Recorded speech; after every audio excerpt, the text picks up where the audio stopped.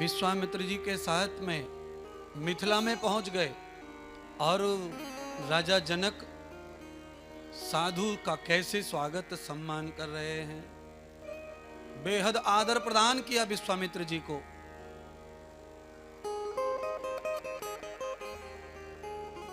दरवाजे सजाए, बारियां लगाई, तोरण बांधे और विश्वामित्र जी को हृदय सम्मान देकर सोने के सिंहासन पर विराजमान किया।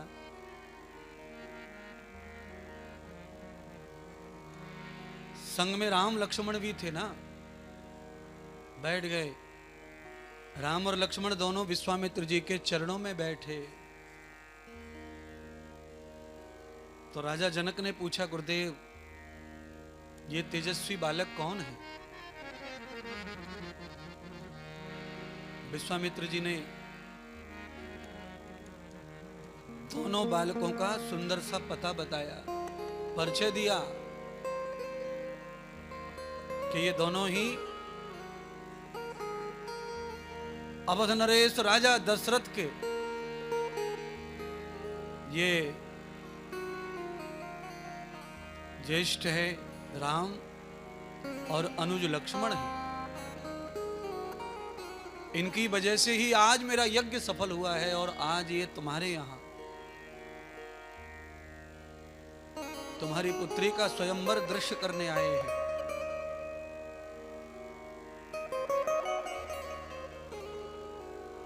जैसे ही अवधपुरी का नाम सुना, राजा जनक ने राम और लक्ष्मण को हाथ जोड़ के प्रार्थना पूर्वक कहा, आप युवराज हैं, इसलिए आप भी आसन पर ही विराजमान हो तो ही हमारी सभा की शोभा है। जो जैसा हो उसको वैसा ही आतिथ्य सम्मान मिलना चाहिए।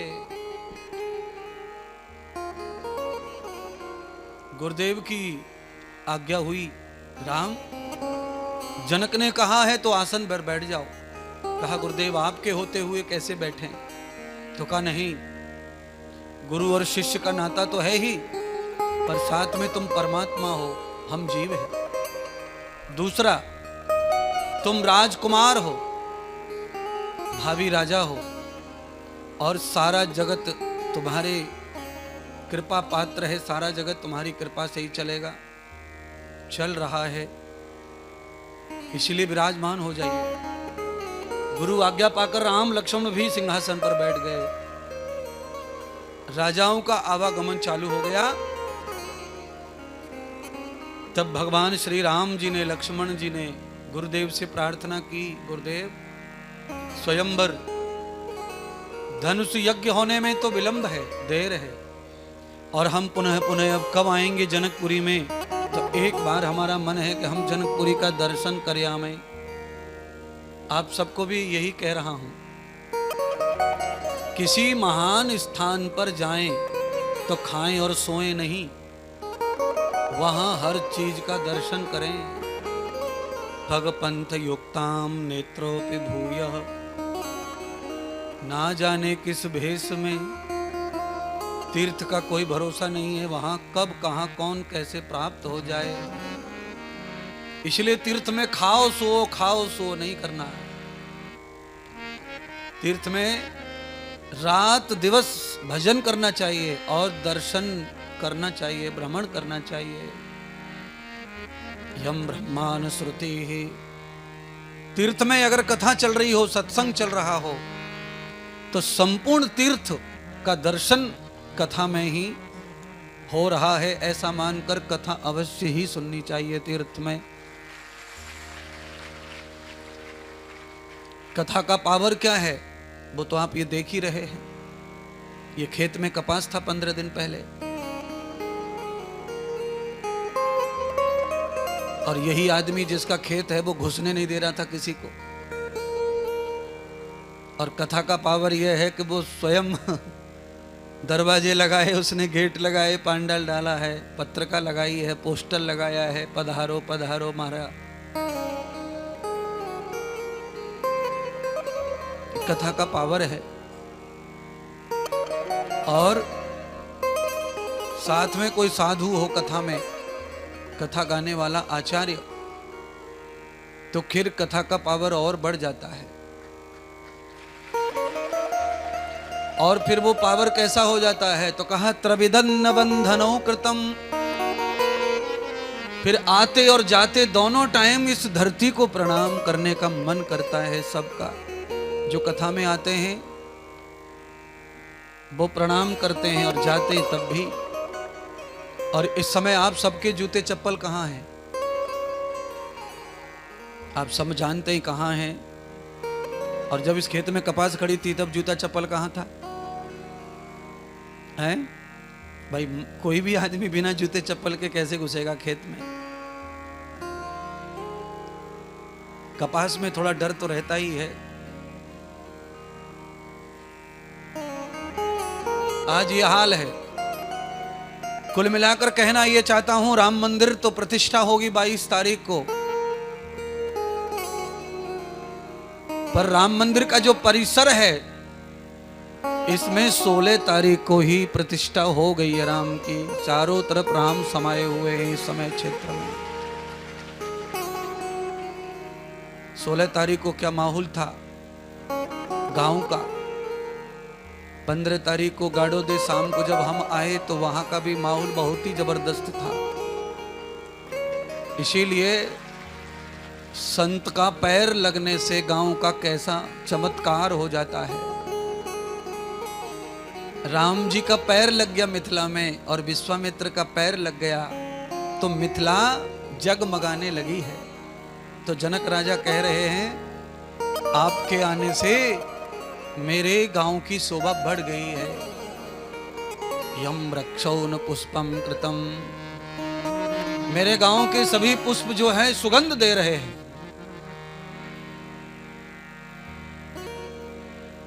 और मेरे बगीचे लहलाने लग गए। ये तो बात सच है। पेड़ पौधों पर भी इसका असर होता है, परछाई का, अच्छे और बुरे व्यक्ति का।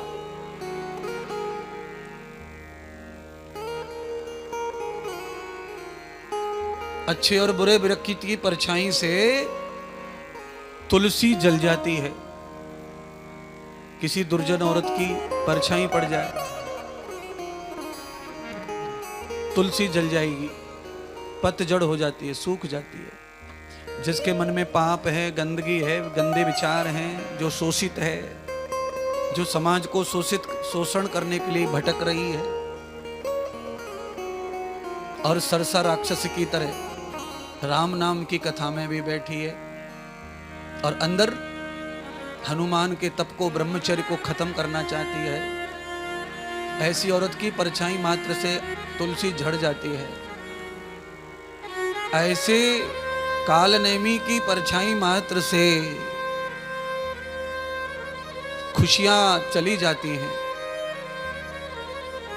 और एक आदमी ऐसा है जिसके आने से सब बाहर आ जाती, सब खुशियां आ जाती हैं। इसीलिए मराठी में कहावत है, साधु संत इति घरा। तो जी बिल्कुल सही कहा। जितनी बार साधु अपने घर आते हैं, गांव पधारते हैं, उतनी बार दिवाली दशहरा है। रात को कल जो है तुषार की बड़ी बेटी जो है बहुत होशियार, बड़ी एक्टिव है, बड़ी धार्मिक है और माँ के पेट में थी तब से हमारा प्यार मिल रहा है। तो कल कह रही थी आपको रात में बाहर बैठना होगा। हमने कहा क्यों भाई? तो कहा दिवाली मनानी, पटाखे चलाएंगे। तो 12 साल की कन्या को ये समझता है कि साधु के सामने पटाखे चलाने से दिवाली का आनंद प्राप्त हो जाता है। तो इतनी समझदारी काफी है जीने के लिए, इतना बहुत है। अब बस ऐसा है कि ऐसी कन्या को, ऐसे बच्चे को सही मार्गदर्शन मिले, सही बुद्धि मिले, सही गाइड मिले तो मामला बहुत सही हो सकता है।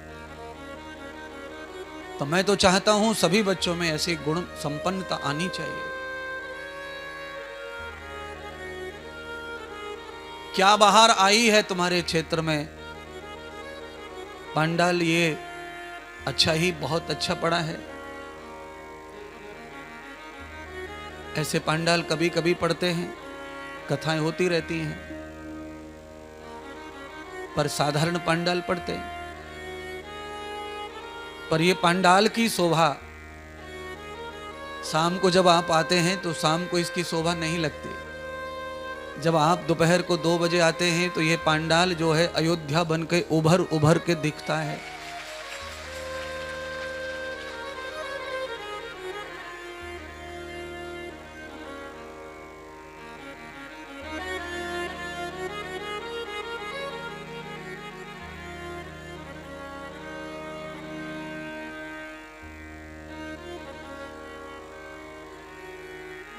राम जी ने आज्ञा ले ली गुरुदेव विश्वामित्र जी से,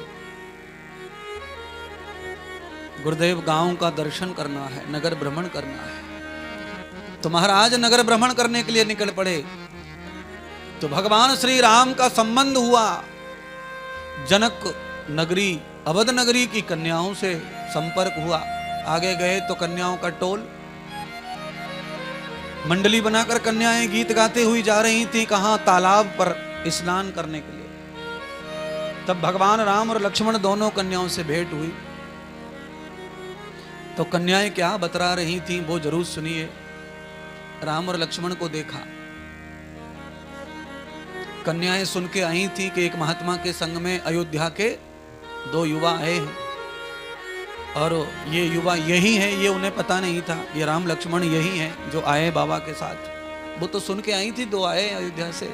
तो आपस में चर्चा कर रही थी, अरे सखी देख, हमारे गांव का भाग्य कितना बड़ा है। जिस राज्य में, जिस राजा के शासन में राजा की कोई भी प्रजा पर धन, पर नारी और पर सौंदर्य और पर उन्नति पर दृष्टि नहीं डालती है, ऐसी अयोध्या के 2 युवा सुंदर युवराज भी सीता के स्वयंवर में पधारे हैं। राम जी सुन रहे थे कि हमारी गांव के बारे में क्या चर्चा हो रही है, हमारे पिता के बारे में क्या बोल रही है दुनिया। अग्रपृष्ठाम तदो ब्रूयाम, पीठ के पीछे अगर आपके गांव की और आपके पिता माता की और आपके समाज की प्रशंसा हो रही हो तो फिर भूल के भी कोई गलती फिर हमें दोबारा नहीं करनी चाहिए। आलोचना भी हो तो कोई बात नहीं है पीठ के पीछे, पर वो आलोचना ना हो यही निश्चय करके कर्म बदलना है, सुधार करना है। राम जी के बारे में चर्चा हो रही है कि ऐसा गांव अयोध्या है जहां का कोई नर पर नारी को देखता तक नहीं है, पर धन पर किसी की लालच नहीं है। किसी के धन को देखकर लालच न करना, किसी की नारी को देख के लालच न करना, किसी की उन्नति को देख के चिढ़ न करना। ऐसा गांव है अयोध्या। और वहां से 2 युवा एक बाबा के संग आए हैं।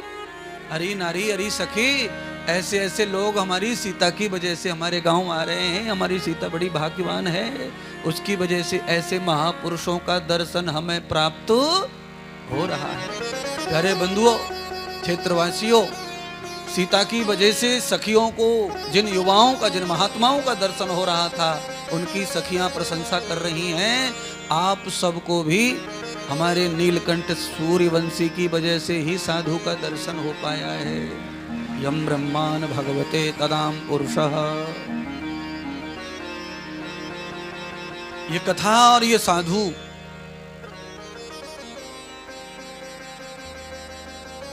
ये किसी एक व्यक्ति की वजह से ही लाभ प्राप्त होता है। एक पुण्यात्मा पूरी नाव को पार लगा देता है किनारे पर, और एक पाप आत्मा पूरी नाव को मझधार में डुबा देता है। एक साध है सब सद है, सब साधे सब जान।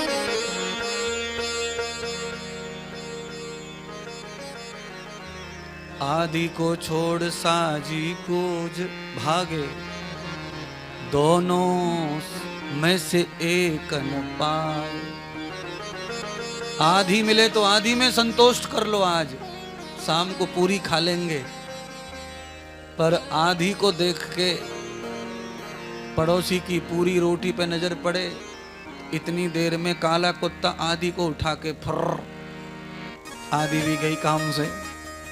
इसलिए जो भी परमात्मा भेजे उसको सहज सम्मान स्वीकार संतुष्टि पूर्वक कर लेना चाहिए। क्यों? परम सुख उसी में है, और संतोष तो है ही परम धन, उसके आगे तो सारे धन धूल समान है।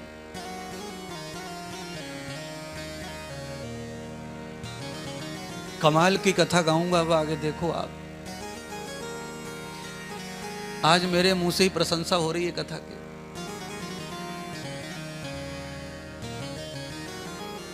सब सखियां नहा धो के सरोवर से जानकी वाटिका में पहुंच गईं। भगवान राम जी को संदेश मिला कि गुरुदेव की पूजा प्रारंभ हो रही है, पुष्प चाहिए। तो भगवान राम भी फूल तोड़ने के बहाने बगीचे पहुंच गए। वहां सीता जी बैठी हैं और सखियों के साथ। सीता जी वहां क्यों आती थी? क्यों आती थी सीता जी वहां? तो कहा ध्यानम न संध्या विभूषिताम। सीता जी नित्य ध्यान संध्या करने के लिए अपने बगीचे में आती थी। कमरे में ध्यान करना, छत पे ध्यान करना, आंगन में ध्यान करना, गार्डन में ध्यान करना, बगीचे में ध्यान करना और नदी के तट पे ध्यान करना, सब जगह अलग आनंद है, अलग फर्क है। नदी के तट पर ध्यान बहुत जल्दी लगता है, इसलिए जितने भी तीर्थ हैं भारत में सब नदी के तट पर हैं। जितने भी ऋषियों की भूमि है सब नदी तट पर हैं, क्योंकि ध्यान के समय आहार नहीं लिया जाता। जरूरत पड़ने पर नदी जल आचमन करके भजन किया जाता है, इसलिए नदी के किनारे ही ध्यान केंद्रित होता है। शरीर में जो कण होते हैं जो ध्यान को भटकाते हैं, उन ध्यानों को एकत्रित करने के लिए तांबे के पात्र का जल समय समय पर पीते रहना चाहिए। अच्छा, दरवाजे पे धूल उड़ रही हो तो क्या समाधान है? धूल ना उड़े तो क्या करना चाहिए? पानी छमक देना, पानी छमक देना चाहिए। आप आटा लगाते हैं तो क्या करते हैं सूखे आटे में? वही आटा है, बिना पानी के अगर आपने फूंक मार दी तो पाउडर लग जाएगा चेहरे पर, और पानी मिला दिया आटे में, फिर आप फूंक मारते रहो, फिर कुछ नहीं कर पाएंगे आप। क्यों नहीं कर पाएंगे? एक वेद मंत्र याद आ गया, संगक्षध्वम संबद्धध्वम सम्मो मनांसि जानताम देवा भागम यथा पूर्वे समजानानाम उपासते। आह, कमाल का मंत्र है ये वेद का। ये मंत्र कह रहा है कि आटे के जो कण हैं, जब उनमें लड़ाई हो जाए, अलग अलग हो जाए, तो उन्हें कोई भी फूंक से उड़ा सकता है, पर आटे के कण जब पानी का संग पाकर इकट्ठे हो जाते हैं, पूरा कुल खानदान एक हो जाता है, तो फिर मर जाए आंधी तूफान भी आटे की लोई को उड़ा सकते नहीं। घर उड़ जाएगा, पेड़ टूट जाएंगे, पर आटे का गोली, आटे की लोई उड़ने वाली नहीं है। कल आंधी कभी आए तो ट्राई करके देखना, एक लोई बना करके रख देना छत पर। आंधी का बाप आ जाए पर लोई को हिला नहीं सकता, घर उड़ जाएगा, तुम उड़ जाओ, सब मर जाओ, पर आटे का नहीं कुछ बिगड़ेगा। और उसको पानी का संग ना मिले तो उसे आंधी तूफान हवा की जरूरत नहीं है, तुम्हारी छोटी सी फूंक ही काफी है। इसलिए क्या चाहिए? गाड़ो दे आमोदे कर, क्या चाहिए दोनों गांवों के लिए? विशेषकर ज्ञान कथा चल रही है, इन दोनों गांवों के लोगों को चाहिए कि महात्मा ये सन्यासी इतना बता रहा है हमारे लिए, तो इनको चाहिए कि जैसे आटे में पानी मिल करके आंधी कुछ नहीं बिगाड़ सकती, ऐसे ही तुम्हारा जो आपस में विघटन हो गया विचारों का, उसमें सत्संग का पानी डाल लो, फिर तुम्हारे विचार एक हो जाएंगे। फिर यहाँ का वहाँ का कोई भी तुम्हारे अंदर फिट नहीं बैठेगा, और तुम्हारे कुल को, तुम्हारे गांव को कोई बिगाड़ नहीं पाएगा। गांव कितना पावरफुल होता है, गांव का पावर क्या है? गांव का पावर है, जो पावर राम का है वही पावर गांव का है। गाम करे सो ही राम करे, और राम करे सो ही विधाता होता है गांव। चाहे वो छोटा से छोटा गांव क्यों ना हो, पर वो विधाता होता है। गांव, बस्ती, आप जानते हैं बस्ती को क्या कहते हैं? बस्ती माता। बस्ती माता कहते हैं बस्ती को, क्योंकि गांव पिता है, और उस पिता के शरण में रहने वाली जितनी जनता है वो मिलकर माता का दर्जा प्राप्त करती है। गांव पिता और बस्ती माता, तो दर्जा तो ऊंचा है, पद बड़ा है, पर ये परम बातें, जो अनुभवी बातें हैं, ये मेरे ही इस पावन मुख से निकल रही हैं। ये बाहर सुनने को नहीं मिलेंगी तुमको। कथा मिलेगी, श्लोक मिलेंगे, चौपाइयां मिलेंगी, सब कुछ मिलेगा, पर ये कैसे सीखोगे, कहां से लाओगे? कठिन। तो इसलिए बंधुओं, अब मौका मिला है ना, तो पूरे ही अच्छे हो जाओ। और मैंने आज कहा था, एक भैया आए थे, वो गाड़ोदे से,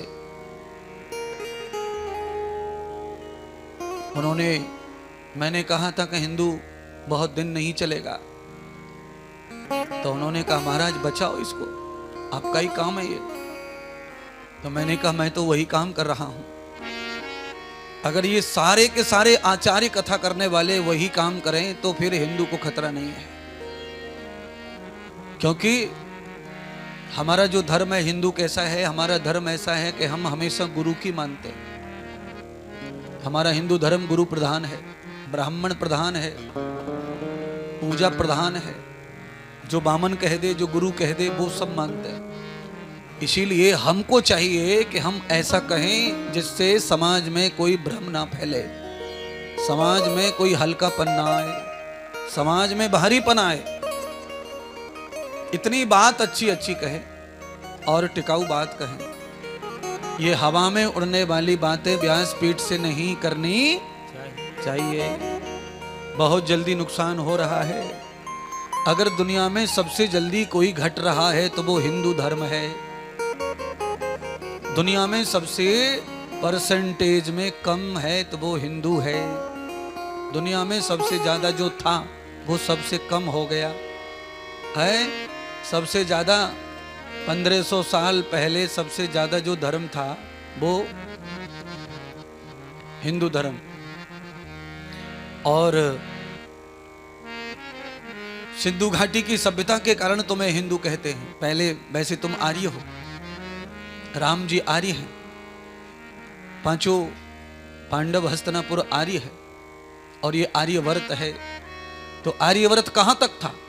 जहां तक चक्रवर्ती राजा दशरथ का शासन था, जहां तक पांडवों के भ्राता धर्मराज का शासन था, जहां तक विक्रमादित्य का शासन था, वहां तक हमारा देश था। कहां है वो शासन काल, वो देश कहां तक था? तो कहा बर्मा, मलेशिया, थाईलैंड, न्यूजीलैंड, सब यवतमाल, अफगानिस्तान, बांग्लादेश, सब श्रीलंका, वंका, सब यमन, सब ये सब कौन है? ये सब विक्रमादित्य का शासन यहां तक चलता था। अब कहां तक रह गए तुम? अगले 15 से 20 साल में क्या होने वाला है भारत का मुझे भविष्य दिख रहा है, और मैं हमेशा ये देखता ही रहता हूं। अगले 15 साल बहुत समझ लेना, भारत के 2 टुकड़े होंगे, और भी एक देश बनने वाला है। ये ध्यान कर लो। केरला, मणिपुर, तमिलनाडु, ये सब गड़बड़ा रहे हैं महाराज।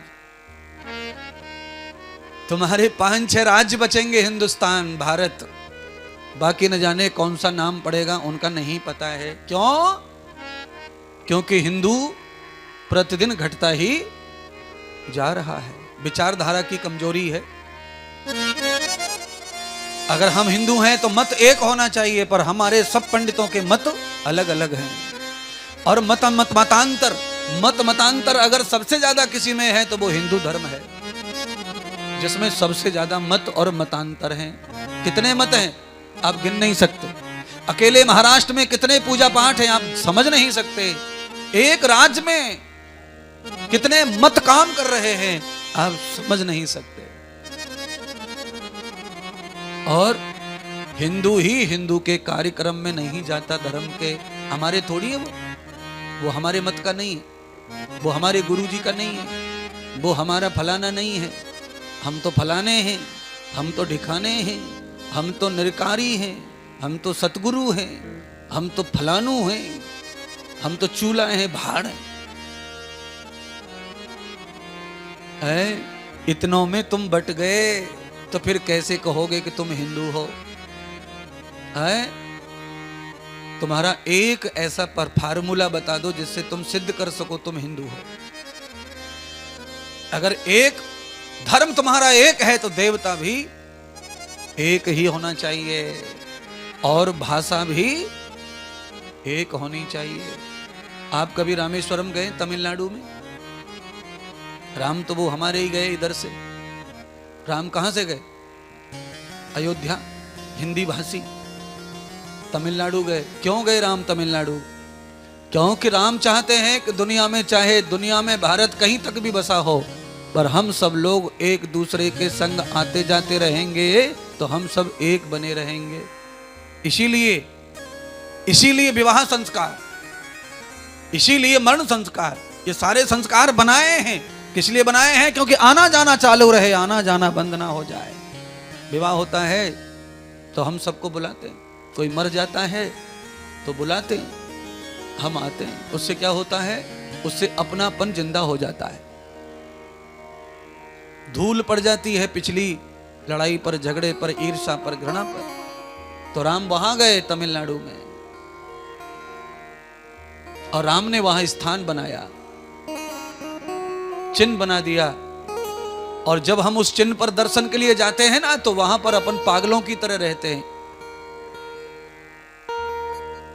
केवल वहां जाने वाले जो लोग हैं वो कौन हैं? ज्यादा से ज्यादा उत्तर भारतीय लोग हैं। सब गांव, पूरा शहर उसी से चल रहा है, पर्यटन से। वहां पैदा कुछ नहीं होता है, चारों तरफ समुद्र है, धन धान्य कुछ है नहीं। केवल आने जाने वाले यात्रियों की वजह से ही वो जिला सफल है। पर फिर भी भाषा की बुराई इतनी भयंकर है कि उस भाषा की बुराई से अपने को यही नहीं पता चलता कि वो क्या कर रहे हैं अपने साथ। बहुत कठिन है। इसीलिए अपनी जो भाषा है वो संस्कृत है, या तो वही पूरे भारत में होनी चाहिए मेन भाषा, या तो हिंदी मेन भाषा होनी चाहिए, या मराठी मेन भाषा होनी चाहिए। जो सबको साथ लेकर चले वही भाषा, और वो भी भारत में उत्पन्न हुई हो, ऐसी भाषा होनी चाहिए। तो सब देश हिंदू समझ सकते हैं, एक हो सकता है। भाषा और देवता एक होने पर ही विजय होगी हिंदू धर्म की। अनेक भाषाएं, अनेक देवता बने रहे तो आप एक होके भी हमेशा टूटे ही रहेंगे। अब कल्पना करो, आप जब कभी ब्रज जाएंगे, वृंदावन जाएंगे, तो जो हिंदी बोलेंगे वो तो समझ जाएंगे, पर जब ब्रज भाषा बोलना शुरू होगा तो आपको कुछ भी समझने वाला नहीं है। अगर ब्रज के, वृंदावन के किसी खेड़े गांव में तुम्हें ले जाया जाए और वहां किसी अम्मा से, किसी गोपी से बतराने के लिए कहा जाए, गोपी इनसे बात करो, तो आप समझ ही नहीं पाएंगे। अगर वृंदावन का कोई व्यक्ति तुम्हारे यहाँ आ जाए और यहाँ के आकर किसी गांव खेड़े में आजी से बतराए, रास्ता मुश्किल पड़ जाएगा। भाषा की वजह से हम एक होके भी अनेक होकर बैठे। इसलिए करोड़ों वर्षों तक जिस भाषा ने पूरी दुनिया को एक सूत्र में बांध के रखा, उस भाषा का नाम संस्कृत है। यदा पूर्वेन भाषांतरम कृत मूलम भवतेन मनसः। सबके मन को बांधने वाली भाषा थी पहले एक संस्कृत, दूसरी कोई भाषा नहीं थी। महाभारत काल तक भी दूसरी भाषाओं का जन्म हुआ नहीं था। अगर दूसरी भाषा होती महाभारत में, तो महाभारत संस्कृत में लिखा नहीं जा सकता था, भाषा वही चलती थी। अच्छा बोलो, अब क्या लिखता है? लेखपाल। लेखपाल आता है तो कौन सी भाषा लिख रहा है? ABCD में। बोलिए, तहसीलदार कौन सी भाषा लिख रहा है? ABCD में।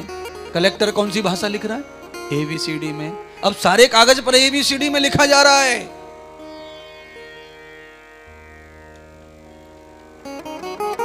जो भाषा चल रही है वो लिखी जाती है,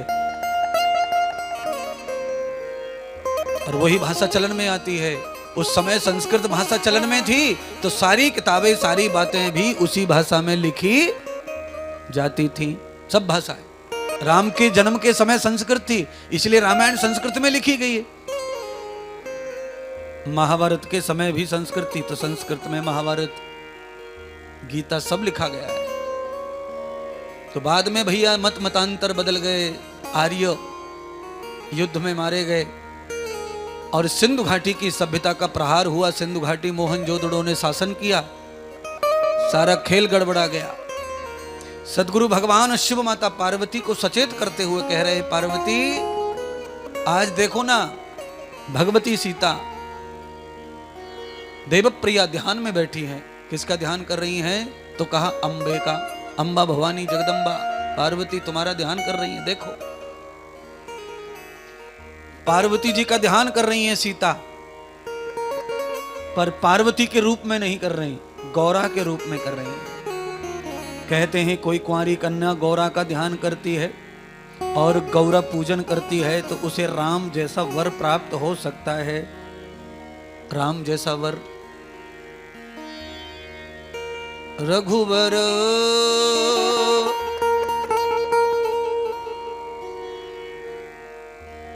कैसा वर? रघुवर।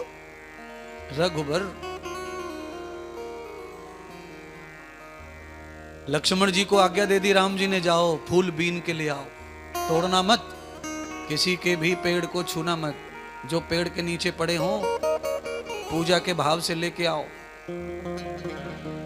यही नियम है शास्त्रों में तो, कि फूल को तोड़ना नहीं चाहिए। फूल अब कैसे चढ़ाएं भगवान पर, कैसे माला बनेगी? नहीं तोड़ेंगे तो बड़ा मुश्किल हो जाएगा। पर यही बात कही गई है, इसलिए अपने मराठी में कहते हैं फूल नहीं तो फूलची पाकड़ी।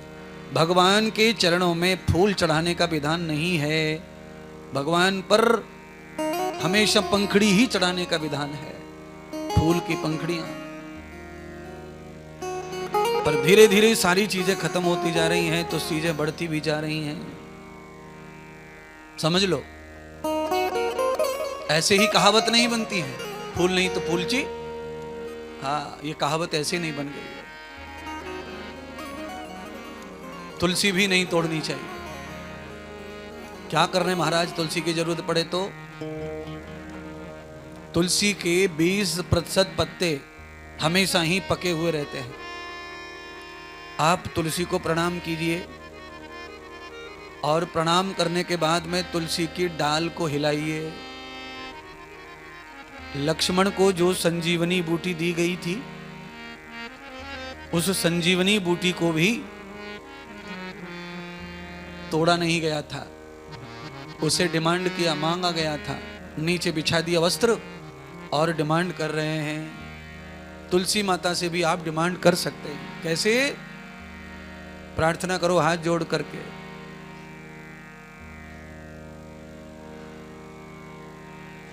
हे तुलसी मैया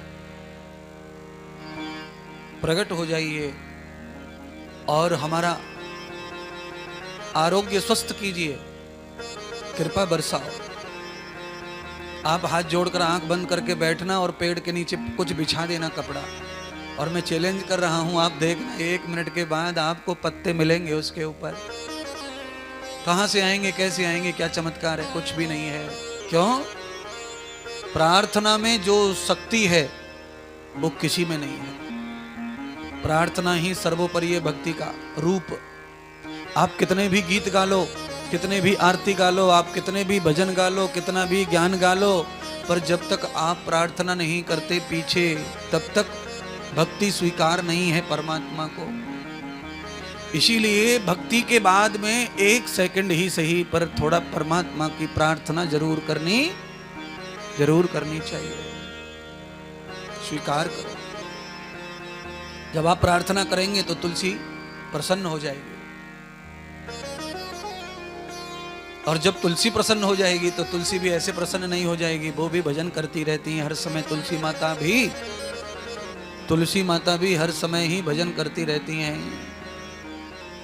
तुलसी मगन भई हरि के गुण गाए से, हरि के गुण गाए से, हरे राम गुण गाए से, तुलसी मगन भई हरि के गुण गाए से।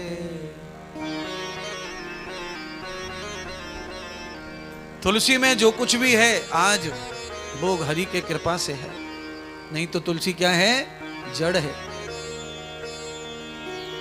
लकड़ी है। और प्रभु कृपा हो गई तो देखो तुलसी आंगन का श्रृंगार बनी है।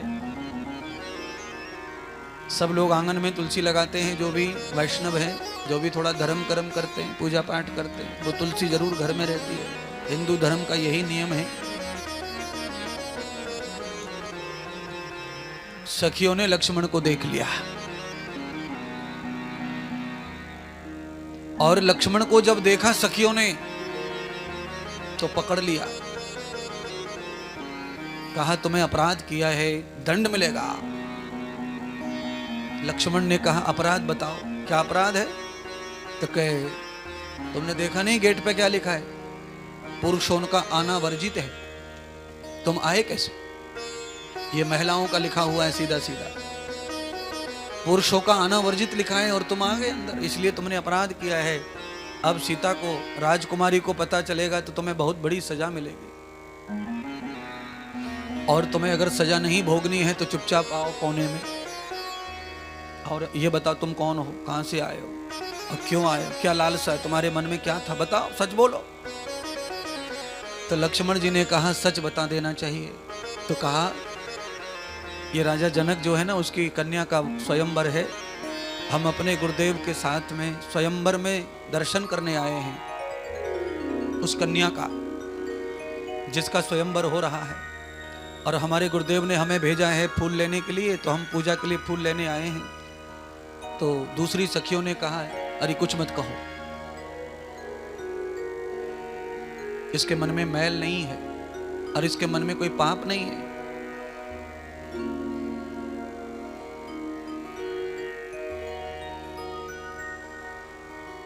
एकाध सखी, एकाध कन्या मजाक करने वाली जो रहती हैं, चटकीली, तो वो भी थी उनमें।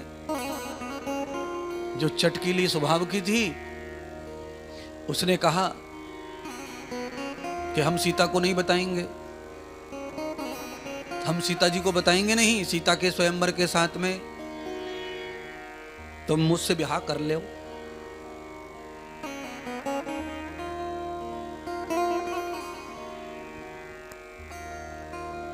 लक्ष्मण जी ने कहा ये असंभव है, तुम सीता को बताओ, उनके पिता को बताओ, जिनको बताना है बताओ, पर ये विवाह वाली बात जो है मंजूर, ये काम हमारे माता पिता का है, ये हमारा काम नहीं है। और अधन्नम ज्येष्ठ भ्राताय, मेरे तो ज्येष्ठ भ्राता ही संग में आए हुए हैं। तो और सखियां तिर मिला गई। अच्छा, एक नहीं दो दो घुसाए, एक की जगह दो दो, कहां है? इतनी ही देर में सीता जी का ध्यान संपन्न हो गया। जैसे ही लक्ष्मण ने कहा वो रहे बैठे, देखो हम साथ आए हैं, हमारे मन में कपट मैल नहीं है, हम चोरी चकोरी नहीं करते और गुरुदेव की आज्ञा के लिए हम कुछ भी कर सकते हैं। आज्ञा गुरुदेव की हुई, अपनी इच्छा से तुम्हारे बगीचे में नहीं आए।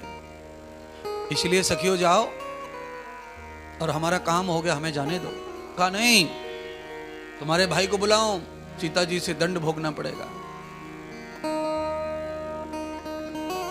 सीता जी जैसे ही ध्यान से मुक्त हुई, नेत्र खुले, और जैसे ही नेत्र खुले सांवरे वर्ण के प्रभन्न अद्भुत रूप वाले भगवान राम जी का सीता जी को दर्शन हुआ। और सीता जी ने जैसे ही प्रभु रघुवर का दर्शन किया, पलक बंद कर लिए दोबारा। ओहो, पलक बंद क्यों कर लिए? तो यहाँ पर गोस्वामी कहते हैं इसलिए पलक बंद कर लिए कि राम जी का चित्र कहीं गायब ना हो जाए नेत्रों से। या नेत्रो रूपस्य मूल, मेरे नेत्रों में मूल रूप से अब तारे नहीं, ये जो रूप है यही रहना चाहिए। एक बार राम जी को देखा तो कैद कर लिया, लॉक कर दिया आंखों में और आंखें बंद कर ली सीता जी ने। कभी कभी ऐसा हो जाता है कि जो दिखा वो दोबारा कभी नहीं दिखता, इसलिए जो भी दिखा और उसमें ब्रह्म रूप दिखा, कृष्ण रूप दिखा, राम रूप दिखा, तो उसे अपने हृदय के ताले में बंद कर लो, फिर वो निकल के भाग ना जाए, कहीं गायब ना हो जाए। लीला तो होती रहती है, मन बदलता रहता है, विचार बदलते रहते हैं, इसलिए विचार बदले उससे पहले अपना बना लो। तो सीता जी ने उन्हें अपना ही बना लिया।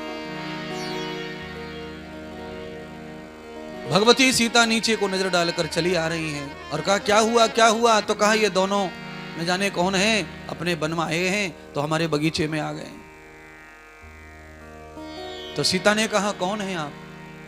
तो उन्होंने कहा हम विश्वामित्र जी के शिष्य हैं और जनक राजा की पुत्री के स्वयंवर में आए हैं और हम अयोध्या नरेश राजा दशरथ के ज्येष्ठ अनुज पुत्र हैं। बस इतना सुना, सखियां और सीता दंग रह गए। क्यों? ये वही सखियां हैं जो सरोवर में नहाते समय प्रशंसा कर रही थी अयोध्या की और उन राजकुमारों को देखने के लिए चर्चा कर रही थी। देखेंगे अपन, हमारा फोकस तो उन्हीं पे रहेगा जो बाबा के संग आए, वो साधु के संग आए। बड़ा हल्ला मचा गांव में, ऐसे हैं वहां से आए यहाँ से आए। तो हम तो सीता के स्वयंवर में कुछ नहीं देखेंगे, हम तो छत पे चढ़ के उन राजकुमारों को ही देखेंगे। कैसे हैं अयोध्या के दोनों नर, दोनों नारायण। अब तो महाराज जब उनको अनुभव हुआ ये वही है, ओहो हो, सब श्रद्धा से भर गईं। और सीता जी ने कहा कि चुप रहो, जाने दो, कोई बताना मत मैं कौन हूं।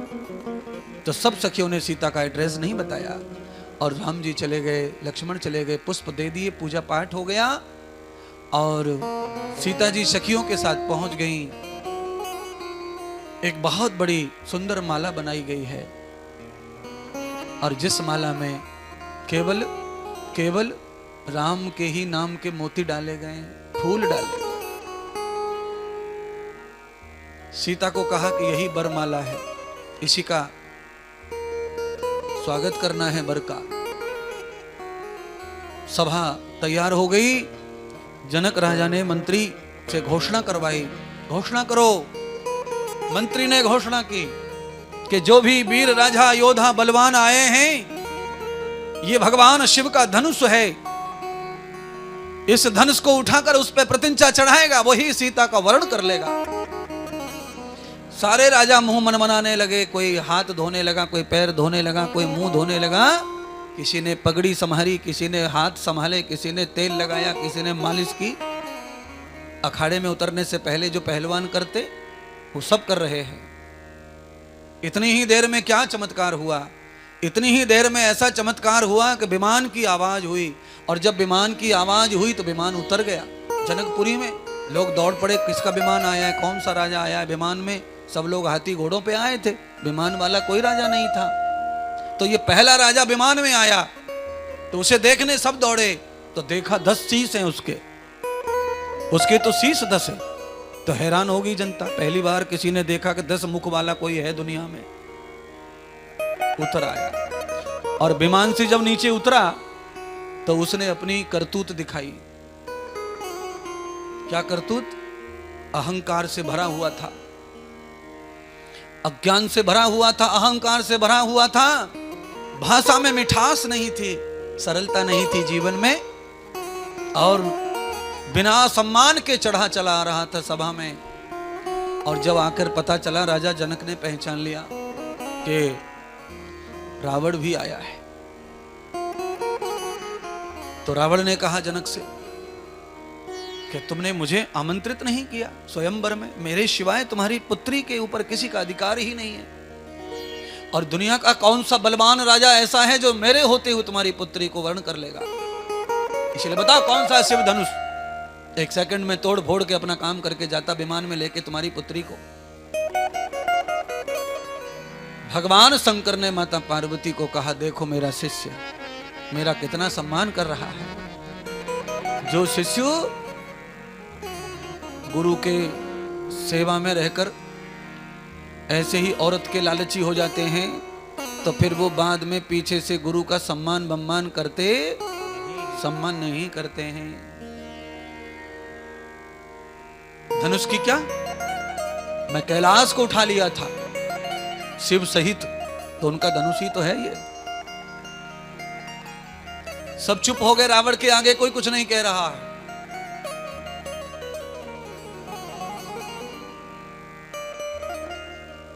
मंत्री ने घोषणा कर दी, महाराज प्रयोग करें। प्रयोग करने रावण चल पड़ा। तो रावण में क्या था, वही अहंकार था। अहंकार के साथ में भगवान का सम्मान न करते हुए, शिव जी के धनुष का सम्मान न करते हुए, उसने हाथ बबोर दिया, दोनों हाथ डाल दिए धनुष के ऊपर, उठाने के लिए प्रयत्न करने लगा। माता पार्वती का ध्यान कर रही थी सीता जी रोज, तो माता सीता ने शिव जी के धनुष में पूरे हिमालय का बोझ डाल दिया।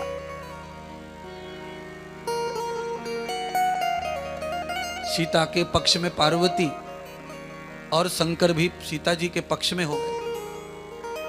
अब क्या करेगा रावण, थक गया, उंगली दब गई, अब उंगली निकले ना, इतनी ताकत नहीं रही कि उंगली निकाल ले। पर रावण वीर है, योद्धा है, ब्राह्मण कुल में जन्म हुआ है और शिव का शिष्य है, इसीलिए बहुत बदनामी ना हो, इसीलिए शंकर भगवान ने पार्वती को कहा, पार्वती बस हो गया उसका पानी पानी, पसीना छोड़ रहा है और पड़ गया, अब उसको नजर उठाने की ताकत नहीं है, पर मेरा शिष्य होने के नाते ब्राह्मण कुल में पैदा हुआ है, इसलिए घोर अपमान नहीं होना चाहिए, उठाओ। तो थोड़ा वजन कम करके धनुष हल्का हो गया, तो उंगली जैसे तैसे रावण ने निकाल ली और नीचे को पलक डाल करके सीधा विमान में बैठ करके अपने घर चला गया।